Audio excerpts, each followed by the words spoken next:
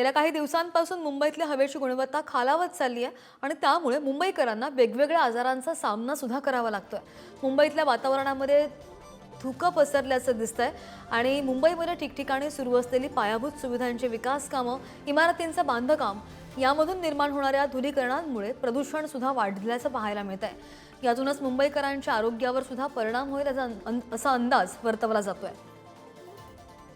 सध्या तुम्ही जर मुंबईत राहत असाल, मुंबईत राहून स्वतःची शारीरिक काळजी घेत असाल, अर्थात जिमला जाणं, त्यानंतर मुंबईमध्ये राहून जर तुम्ही जंक फूड खात नसाल, सर्व गोष्टीची जरी तुम्ही काळजी घेत असाल तरी तुम्ही मुंबईत राहून आजारी पडू शकतात। कारण मुंबईचं जे प्रदूषण आहे, जे वाढतं प्रदूषण आहे ते शिगेला पोहोचलं आहे।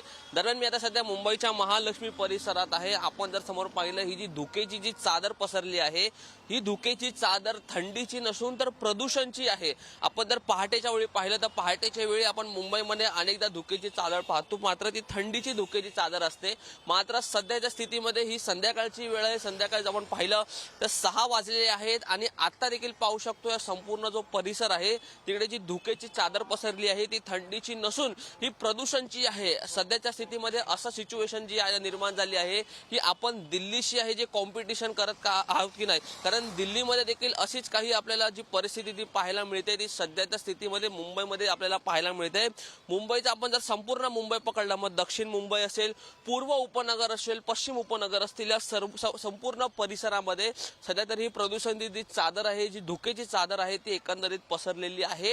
याचं मुख्य कारण हे सांगितलं जात आहे की मुंबईमध्ये जे विविध प्रकल्प राबवली जाते, विविध प्रकल्पांची कामं सुरू असतील, मग मेट्रोची असतील आणि मग इतर काही प्रकल्पांची कामं सुरू असतील, त्याचबरोबर पाहिलं जे इमारतीचे पुनर्बांधणीची कामं आहेत ती देखील सुरू आहे। हे प्रमुख कारण आहे जे एवढं प्रदूषण वाढत आहे। मात्र यावरती महानगरपालिकेकडून, प्रशासनाकडून नियंत्रण कसं आणलं जाईल या प्रदूषणाला कमी करण्याकरता, आणि येणाऱ्या दिवसांमध्ये हे प्रदूषण कमी होणार आहे की नाही, की या प्रदूषणामुळे जे सर्वसामान्य मुंबईकर आहेत ते आपल्याला आजारी पडताना दिसणार आहे, हे देखील पाहणं मात्र येणाऱ्या दिवसांमध्ये महत्त्वाचं असणार आहे।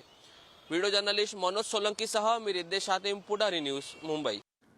दरम्यान या वाढत्या प्रदूषणामध्ये लहान मुलं सुद्धा आजारी पडतायत आणि त्यामुळे पालकांनी काय काळजी घेतली पाहिजे ते सुद्धा पाहूया।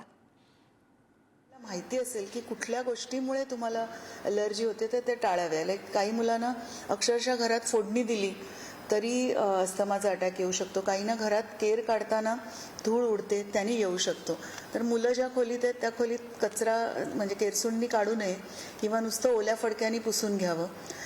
वयोवृद्धांना पण हे काही आजार होऊ शकतात, म्हणून आता जसं मी थोड्या वेळापूर्वी म्हटलं की जेव्हा सकाळी आपण चालायला जातो त्यावेळी धुकं असतं बऱ्यापैकी, ते धुकं असेल तर हरकत नाही, ज्याला आपण फॉग म्हणतो, पण खूपदा ते स्मॉग